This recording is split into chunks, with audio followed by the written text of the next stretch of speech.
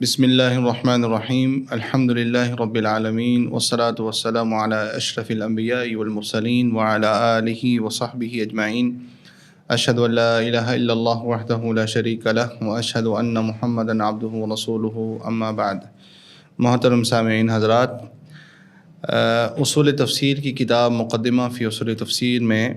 شیخ الاسلام ابن تیمیہ رحمہ اللہ تعالی نے تفسیر کرنے کے جو اصول اور بلکہ تفسیر سمجھنے کے جو اصول بہت ہی اہم اصول بتلائے ہیں اپنی کتاب کے اندر، اس میں سے چند کا ہم ذکر کر چکے ہیں، اور ابھی ہمارا اس کتاب کے اوپر ایک اہم موضوع مزید وہ یہ ہے کہ شیخ الاسلام ابن تیمیہ فرماتے ہیں کہ جو اختلاف کی ایک نوعیت جو ہے وہ یہ بھی ہے کہ کوئی بھی قرآن مجید کی کسی بھی آیت کا مفہوم اپنی مرضی کے مطابق کرے یا اپنی رائے کے مطابق اس قرآن مجید کی اس آیت کو بدل ڈالے۔ شیخ الاسلام فرماتے ہیں، جیسے کہ انہوں نے اپنی کتاب کے اندر کہا کہ قوم اعتقد المعانی ثم ارادوا حمل الفاظ القرآن علیہ، کہ لوگوں نے جو ہے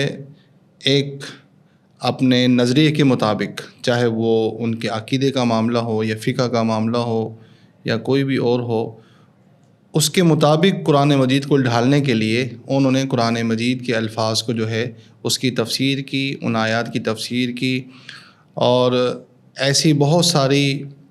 تفاسیر ہیں اور ایسی بہت ساری آیات جس میں انہوں نے اس قسم کی تفاسیر کی جو صحیح نہیں ہیں۔ اور شیخ الاسلام فرماتے ہیں کہ انہوں نے یعنی کہ اس قسم میں کہ کچھ لوگوں نے اپنی رائے کے مطابق قرآن مجید کی تفسیر کی، اس میں کچھ لوگ ایسے تھے جنہوں نے دلیل اور مدلول یعنی کہ قرآن مجید کا وہ لفظ اور اس کے مطابق اس کا جو استنباط یا اس کی جو تفسیر کی، جو اس سے جو معنی اخذ کیے ہیں، دونوں میں غلطی کی، اور بعض لوگوں نے دلیل میں غلطی کی، مدلول میں غلطی نہیں کی۔ اس کی تفسیر انشاءاللہ ہم اس نشست میں یا پھر اس کے بعد آنے والی جو ہماری باقاعدہ مجالس ہوتی رہیں گی اس میں انشاءاللہ ہم ذکر کرتے رہیں گے کہ اس کی مثالیں بھی انشاءاللہ ہمارے سامنے آئیں گی کہ اس کا کیا مطلب ہے۔ اور شیخ الاسلام نے یہ بات بھی فرمائی ہے کہ یہ جو اختلاف ہے جس میں استدلال یعنی کہ قرآن مجید کی آیات کا غلط استدلال، یہ واقع ہوا صحابہ کرام اور تابعین کے جو تفسیر ہے اور تفسیر اسناد کے ساتھ جو منقول ہے ہم تک جو پہنچی ہے، جس میں بہت ساری کتابیں ایسی ہیں جس میں صحابہ کرام رضوان اللہ علیہم اجمعین کی تفاسیر ہیں، جیسے تفسیر عبدالرزاق ہے اور تفسیر وقی ہے، تفسیر ابن ابی حاتم ہیں، جو خاص طور پر یہ وہ تفاسیر ہیں یا اس سے زیادہ اور بھی تفاسیر ہیں جس کے اندر صرف اور صرف سند کے ساتھ ذکر کیا جاتا ہے تفسیر کو، اور اس میں غلطی کا احتمال نہ ہونے کے برابر ہے، کیونکہ یہ صحابہ کرام رضوان اللہ علیہم اجمعین سے ہیں،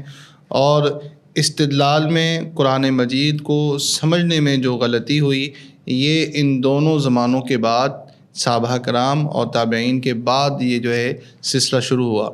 اور اس میں ایسے گمراہ فرقے جو اہل سنہ والجماعہ کی مخالفت میں، جنہوں نے اپنے عقیدے کو غلط ثابت کرنے کے لیے، غلط عقیدے کو صحیح ثابت کرنے کے لیے قرآن مجید کی آیات کا جو سہارا لیا، اس کا بھی ذکر ہے، جس میں مثال کے طور پر شیخ الاسلام کہتے ہیں کہ اس میں معتزلہ ہیں، ایک فرقہ ہے معتزلہ، اور جہمیہ ہیں، روافدہ ہیں، شیعہ ہیں، اور صوفیہ ہیں، جنہوں نے اپنے عقیدے کے مطابق قرآن مجید کی آیات کا جو ہے اس کی تفسیر بیان کی۔ مثلاً کہتے ہیں کہ جیسے دلیل اور مدلول کی اگر ہم ایک مثال لے لیں کہ کچھ لوگوں نے جو ہے وہ قرآن مجید اس پر دلالت نہ کرتا ہو وہ لفظ، اس میں بھی غلطی کی، اور اس کا جو مدلول ہے جو اس سے واقع ہوا ہے، جو استنباط استدلال کیا گیا ہے، اس میں بھی غلطی کی۔ مثلاً معتزلہ حضرات جو ہیں وہ اس بات کا جو ہے وہ بڑا اعلانیہ طور پر اپنا اس عقیدے کی پرچار کرتے ہیں اور دلیل لیتے ہیں، کبھی قرآن سے کبھی حدیث سے اس کو ثابت کرنے کی کوشش کرتے ہیں. کہتے ہیں کہ اللہ سبحانہ و تعالیٰ کا دیدار جو ہے وہ ناممکن ہے، اللہ سبحانہ و تعالیٰ کو نہیں دیکھا جا سکتا، نہ دنیا میں اور نہ دنیا کے بعد یعنی آخرت میں. اس پر جو بہت ساری دلیلیں جن کا وہ سہارا لیتے ہیں. مثلا انہوں نے ایک بات یہ بھی کی کہ اللہ سبحانہ و تعالیٰ نے قرآن مجید میں ایک جگہ فرمایا کہ وجوہ یومئذ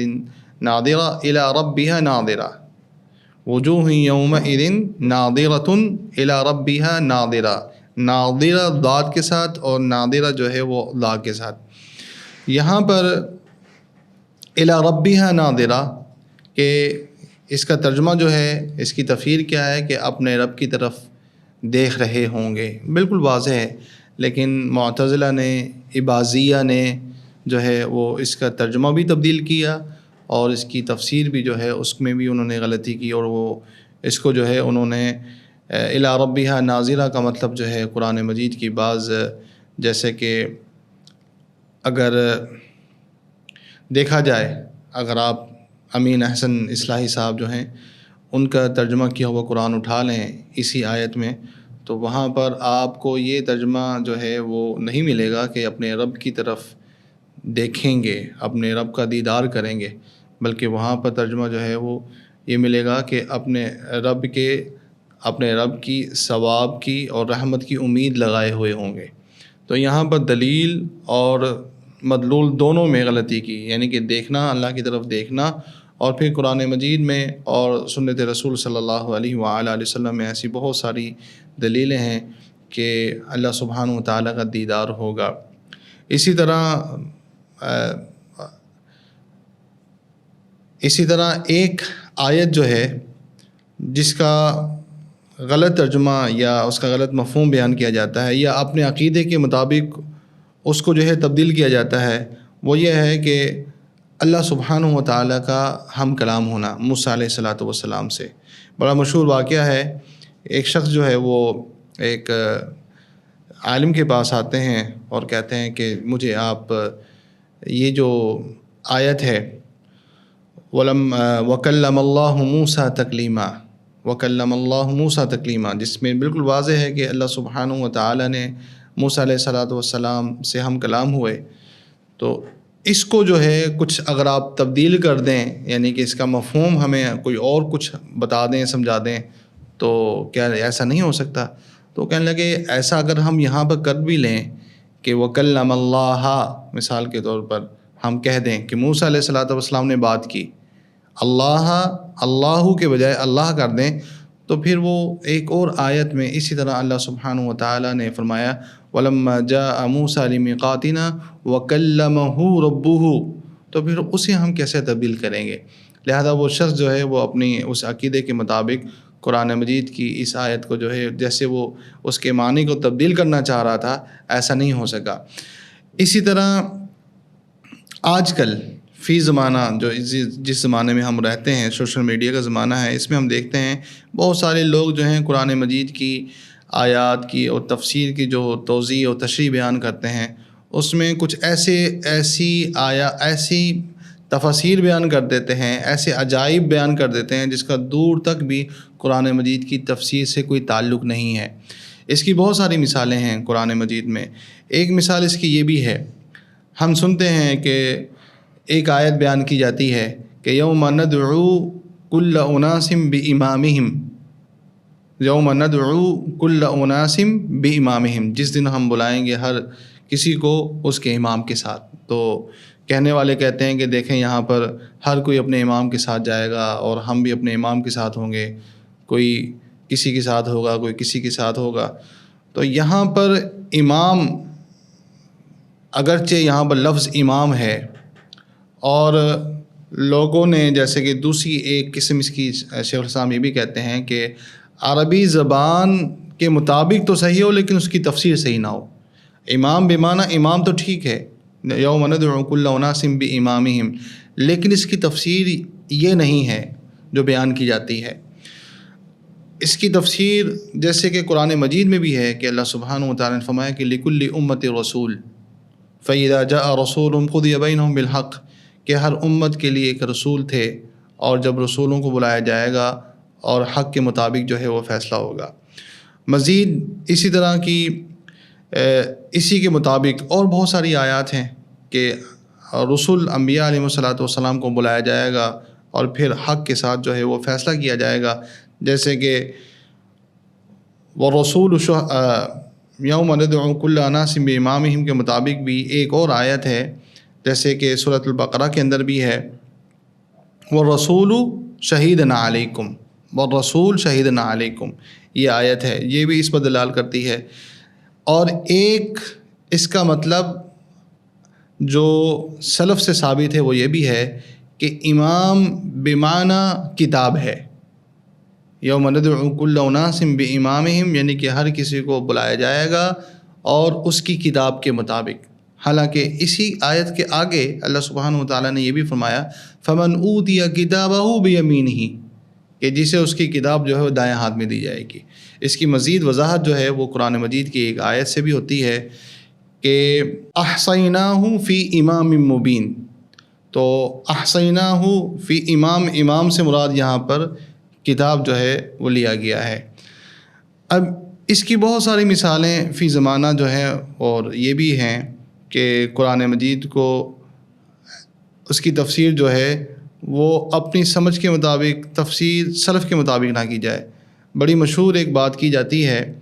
کہ سورۃ الرحمن کے اندر اللہ سبحانہ وتعالیٰ نے فرمایا یا معشر الجن والانس ان استطعتم ان تنفذوا من اقطار السماوات والارض فانفذوا لا تنفذون الا بسلطان، کہ اے جنوں اور انسانوں اگر تم چاہو تو زمین کے اطراف اور آسمانوں کی طرف چلے جاؤ، نہیں جا سکتے الا بسلطان، سوائے سلطان کے۔ تو یہاں سلطان بمعنی علم کیا جاتا ہے کہ سلطان کا مطلب بمعنی علم ہے، اور بعض لوگوں نے یہ بھی کہا کہ سلطان بمعنی یہاں پہ راکٹ، یعنی کہ جو راکٹ اس کے بغیر ہم اوپر تک جا نہیں سکتے۔ حالانکہ اگر قرآن مجید کی اسی آیت کو ہم اوپر نیچے تلے اگر دیکھیں تو یہاں پر جہنم کا ذکر ہے، اور کوئی کہا جاتا ہے کہ چاند تک پہنچیں، لیکن یہ بات کہاں تک سچ ہے، درست ہے، یہ بھی اللہ جانتا ہے۔ لیکن لوگ یہاں پر جو سائنسدان ہیں وہ آسمانوں کے کناروں تک تو نہیں پہنچ سکے، لہذا اس کا یہ مطلب لینا بھی صحیح نہیں ہے۔ جس طرح اعجاز علمی والے یا ہر کوئی عالم فلکیات کے مطابق تفسیر بیان کرے، کوئی سائنسدان اپنے مطابق تفسیر بیان کرے، تو اس لیے شیخ الاسلام کہتے ہیں کہ استدلال میں قرآن مجید میں یہاں پر کچھ لوگوں سے غلطیاں ہوئی ہیں، اور اگر کبھی دلیل میں اور کبھی مدلول میں، دونوں میں غلطی، اور کبھی جو ہے صرف دلیل میں غلطی ہوتی ہے، مدلول میں غلطی نہیں ہوتی۔ اس کی مزید جو ہے وہ مثالیں شیخ الاسلام نے اپنی اس کتاب کے اندر بیان فرمائی ہیں۔ انشاءاللہ اس پر مزید ہم بات کریں گے، اسی کو مزید آگے اس کی وضاحت بھی کریں گے، اور مزید اس کی جو دوسری نوعیت ہے جہاں پر لوگوں نے اور کچھ بلکہ مفسرین نے اپنی کتابوں کے اندر غلطیاں کی ہیں، اس کی بھی وضاحت ہوگی انشاءاللہ۔ اللہ سبحانہ و تعالیٰ سے دعا ہے کہ اللہ سبحانہ و تعالیٰ ہمیں قرآن مجید کو سمجھنے اور اس کے اوپر عمل کرنے کی توفیق عطا فرمائے۔ سبحان ربک رب العزۃ عما یصفون وسلام علی المرسلین والحمد للہ رب العالمین۔